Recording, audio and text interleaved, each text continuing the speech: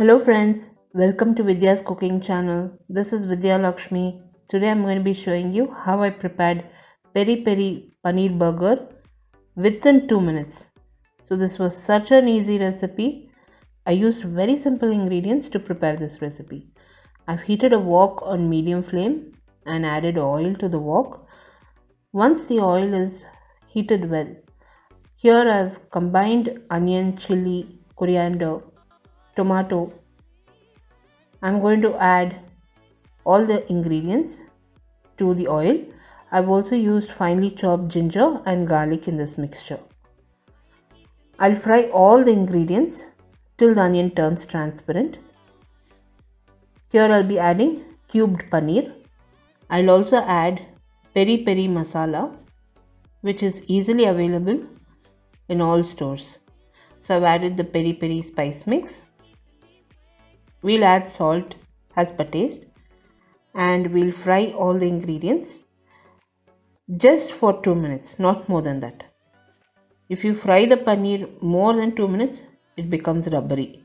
So don't fry it too much. So once I've finished frying the paneer and the masala has cooked well, I'll remove it from the flame. Now I'll be toasting the buns with some butter. And I've reserved the buns on a plate.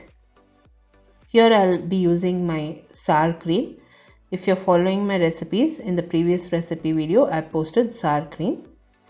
I've spread sour cream on the bun and I'll place the paneer right in the middle, and the peri peri paneer burger is ready.